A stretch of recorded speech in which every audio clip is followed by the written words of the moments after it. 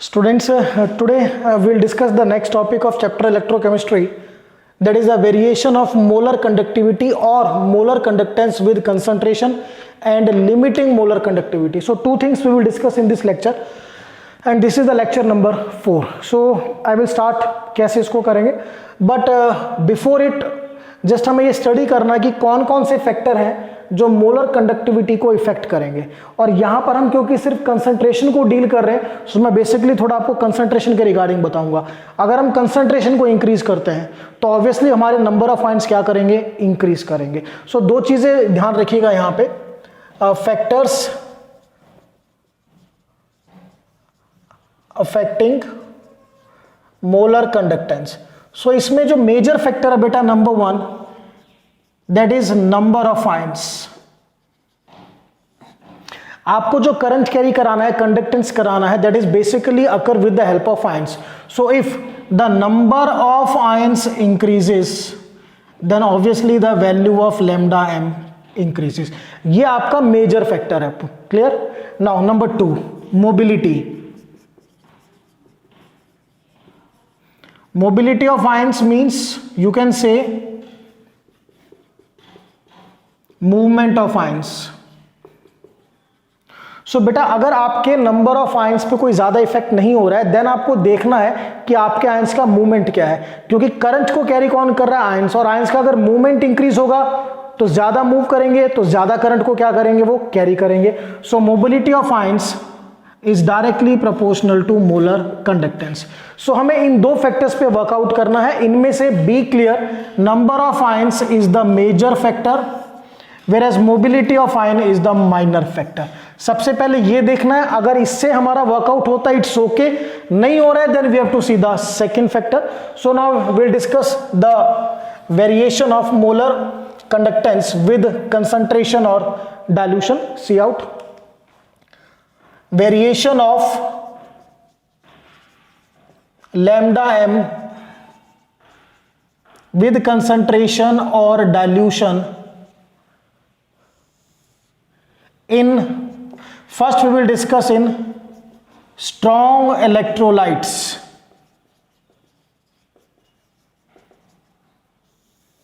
You know the meaning of strong electrolytes?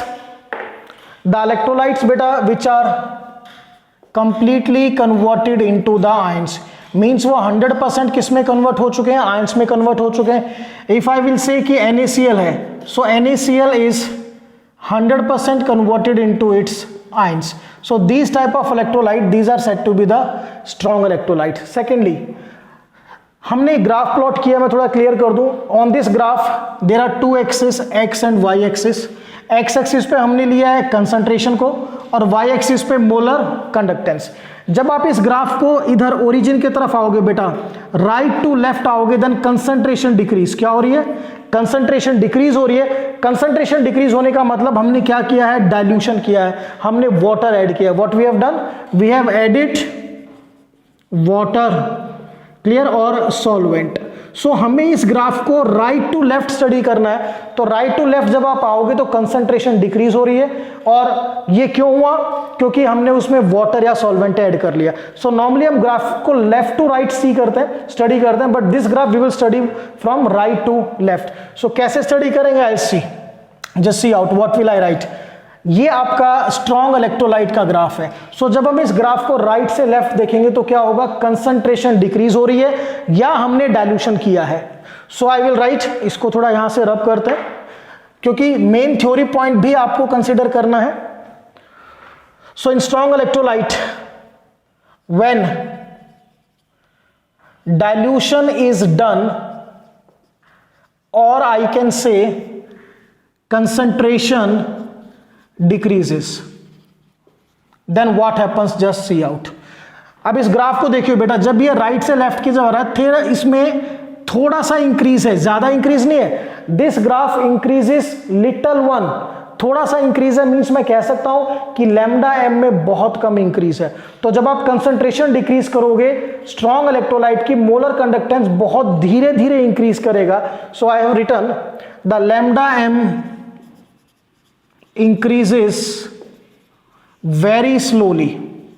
अब इसका reason मैं आपको बताता हूं। मैंने आपको बताया था we have discuss lambda M पे दो फैक्टर हमारे मेन होते हैं। Number one is number of ions and major factor is mobility of ions. अब देखिए बेटा, क्योंकि स्ट्रॉन्ग इलेक्ट्रोलाइट है, ठीक है ना, रीजन यहां पे हम इसका कर रहे हैं। रीजन क्योंकि स्ट्रॉन्ग इलेक्ट्रोलाइट क्या है, वो पहले ही किस में कन्वर्ट हो चुका है, 100% आयंस में। NaCl लिया हमने, this is 100% converted into the ions. तो जब आप डाइल्यूशन करोगे नंबर ऑफ आयंस पे कोई इफेक्ट नहीं होगा, वो पहले ही क्या है, 100% है। So I will write there is no effect on number of ions, very important.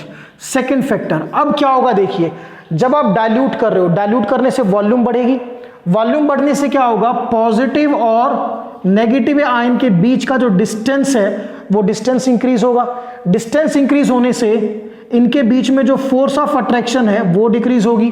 Force कम होगी तो ये आयन भी मूव कर सकता है, ये भी मूव कर सकता है फ्रीली। सो व्हाट विल आई से, मोबिलिटी ऑफ आयन इंक्रीजेस। सो फिर से देखिए बेटा, जब आप डाइल्यूशन करोगे पॉजिटिव और नेगेटिव आयन के बीच का डिस्टेंस इंक्रीज होगा। इसको मैं ऐसे शो कर सकता हूं, जब आपका सॉल्यूशन डाइल्यूट नहीं था तो ये पॉजिटिव और नेगेटिव आयन के बीच का डिस्टेंस था।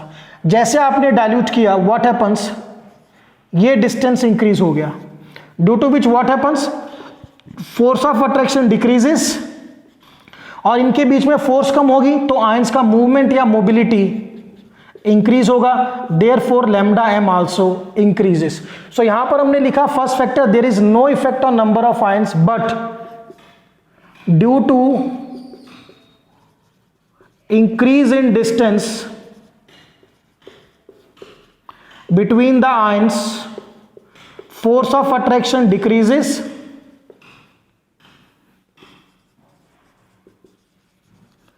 mobility of ions increases, and hence lambda m increases.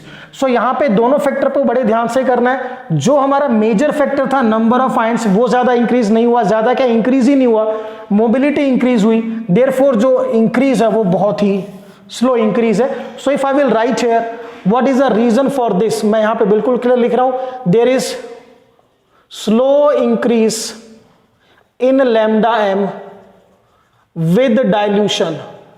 Dilution के साथ बहुत स्लो इंक्रीज है, रीजन भी यही लिख देते हैं, due to increase in mobility of ions. Mobility of ion increase हुआ है। बहुत ज्यादा इंक्रीज कब होता है, जब हम नंबर ऑफ आयंस को इंक्रीज करते हैं। सो ये फैक्टर हमारा हुआ in case of strong electrolyte, reason आपको लर्न करना है। Now we will discuss in case of weak electrolyte.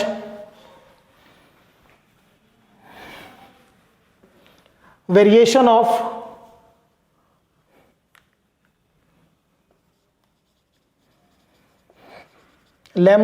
variation of lambda m with concentration or dilution in case of weak electrolyte. Just see out.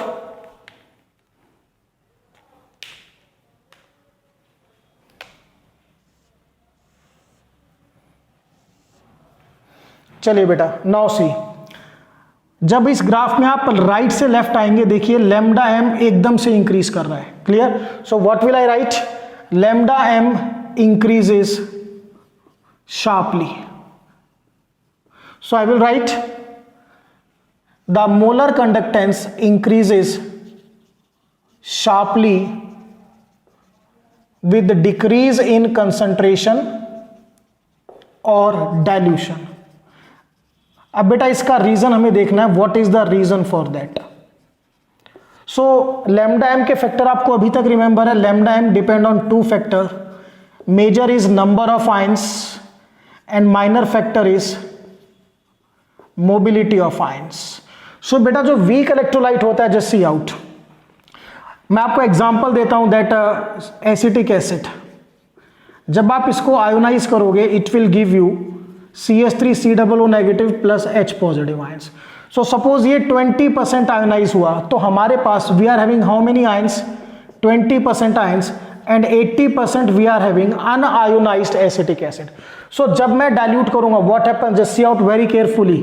जब हमने dilute किया तो dilution से number of ion increase होंगे. क्या होंगे? Number of ion increase होंगे 20% से 30%, 40%, 50%. Am I clear to all of you? So पहला रीजन क्या होगा? The main reason with dilution और decrease in concentration, number of ions increases rapidly. Number of ions बहुत जल्दी इंक्रीज होंगे, due to which lambda M increases sharply. Clear? ये तो point हुआ मेजर. अब पॉइंट नंबर 2, बेटा पहले भी आयंस थे हमारे पास, तो जो पहले आयंस थे उनके बीच में भी, मैं फिर से डायग्राम ड्रॉ कर रहा हूं, जो पहले आपके आयंस थे उनके बीच में भी क्या होगा? डिस्टेंस इंक्रीज होगा. डिस्टेंस इंक्रीज होने से फोर्स ऑफ अट्रैक्शन डिक्रीज होगी, due to which mobility increases and lambda M increases. ये फैक्टर एज इट इज है जो आपने किस में किया था? स्ट्रॉन्ग इलेक्ट्रोलाइट में. बट ये फैक्टर सिर्फ उन आयंस के लिए है जो पहले हमारे पास थे. जो बाद में हुए डाइल्यूशन के बाद उन पे ये फैक्टर अप्लाई नहीं होगा. सो सेकंड फैक्टर हम क्या लिख सकते हैं? विद डाइल्यूशन और decrease in concentration, distance between the ions increases, so force of attraction decreases, mobility of ions increases and lambda m increases. तो यहां पर दोनों फैक्टर हमारे वर्कआउट हो रहे हैं. लैम्डा एम जो है वो नंबर ऑफ आयंस की वजह से भी इंक्रीज हो रहा है, मोबिलिटी की वजह से भी इंक्रीज हो रहा है, बट मेजर फैक्टर कंट्रीब्यूटिंग क्या है? Number of ions. तो जैसे आप डाइल्यूट करोगे नंबर ऑफ आयंस एकदम से शार्पली दे विल इंक्रीज और लैम्डा एम एकदम से इंक्रीज करेगा. सो ये कंक्लूजन है हमारे वेरिएशन का. ध्यान आपको रखना है, लैम्डा एम शार्पली इंक्रीज कर रहा है वीक इलेक्ट्रोलाइट में. Reason due to increase in number of ions as well as increase in mobility. यहां पे सिर्फ क्या था बेटा? इंक्रीज. स्ट्रॉन्ग इलेक्ट्रोलाइट में सिर्फ मोबिलिटी इंक्रीज हो रही थी, नंबर ऑफ आयन इंक्रीज नहीं हो रहा था. देयरफॉर यहां पर जो इंक्रीज है वो बहुत ही स्लो इंक्रीज है. So this is all about the variation and we have completed our first part, that is variation of molar conductance with dilution और concentration. Now we will discuss the second part, that is limiting molar conductivity. Second, limiting molar conductivity or limiting molar conductance. इसका symbol है बेटा lambda m naught. Clear? Now just see what is the meaning of this.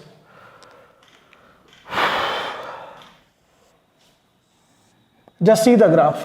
बेटा ये point आपका origin है 0, ये concentration है. तो इस पॉइंट पर, इस पूरे वाई एक्सिस पर ध्यान कीजिएगा, on this complete Y axis जो कंसंट्रेशन है वो क्या है? 0. कंसंट्रेशन 0 होने का मतलब इनफाइनाइट डाइल्यूशन, यानी जितना मैक्सिमम डाइल्यूशन हम कर सकते हैं. सो अब इस पॉइंट पर जब आपकी कंसंट्रेशन 0 होगी या इनफाइनाइट डाइल्यूशन होगा तो जो लैम्डा एम है वो किस में कन्वर्ट हो जाएगा? Lambda M nought. So lambda M nought क्या है बेटा? Lambda M nought is the molar conductance जब कंसंट्रेशन क्या होगी? 0 और at infinite dilution. So I will write the definition. It is the molar conductance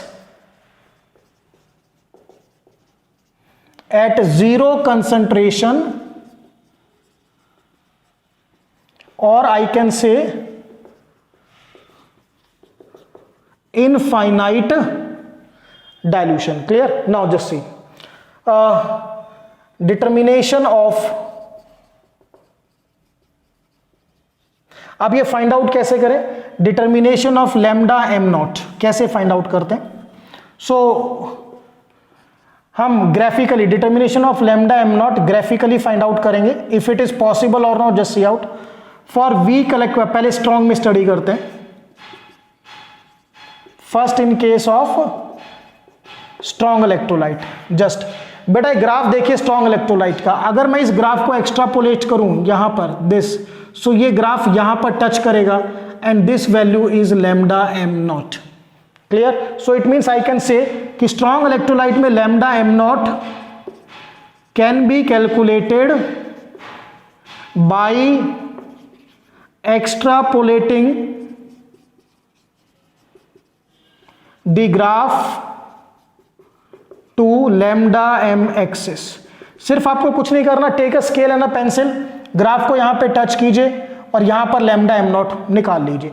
तो ये जो हमने ग्राफ स्टडी किया इसका एडवांटेज क्या है? One of the advantage we can calculate the lambda M not of strong electrolyte, but if I see the case of weak electrolyte, same मैं weak में अप्लाई करता हूं, then see now weak electrolyte.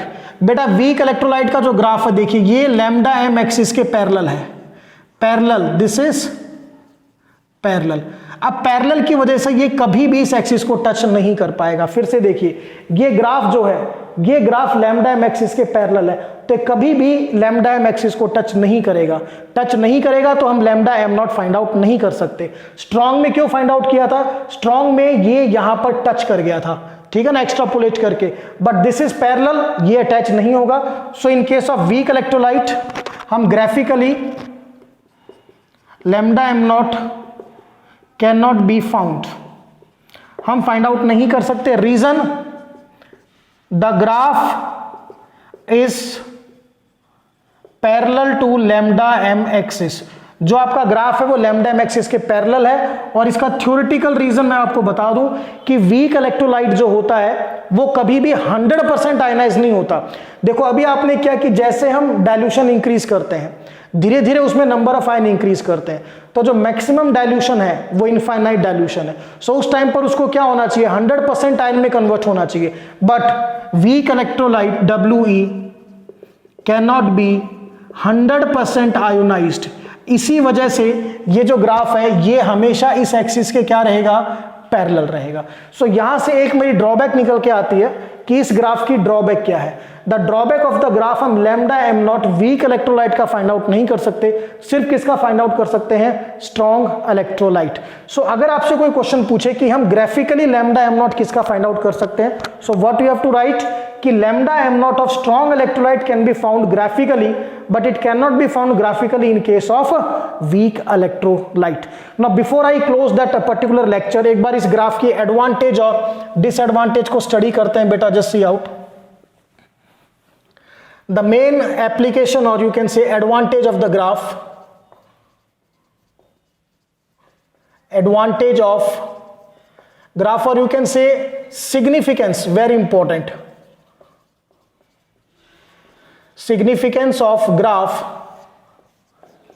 between lambda m and under root c. We can calculate lambda m naught, molar conductance at infinite dilution for strong electrolyte just like NaCl and KCl, but there is a limitation of the graph. Limitation of graph between lambda m and under root c. Limitation क्या है बेटा? We cannot calculate lambda m naught of weak electrolyte. हम weak electrolyte का calculate नहीं कर सकते।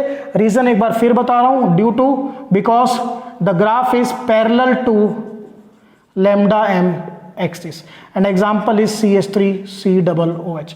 So this is the advantage, this is disadvantage. Now question arises कि भी लैम्डा एम नॉट स्ट्रॉन्ग का तो हम निकाल लेंगे, तो वीक का कैसे निकालेंगे? सो हमारा जो नेक्स्ट टॉपिक होगा वो लैम्डा एम नॉट पे है, and we can find out lambda M naught either weak electrolyte और strong electrolyte with the help of Kohlrausch law. So this law basically deal with the calculation of molar conductance at infinite dilution for weak and strong electrolyte. So student, this is all about the topic that we have done today. Two things we have done: variation in case of strong and weak, reason अलग अलग ध्यान रखना है, and second we have done limiting molar conductivity. Clear? So that's all about the topic.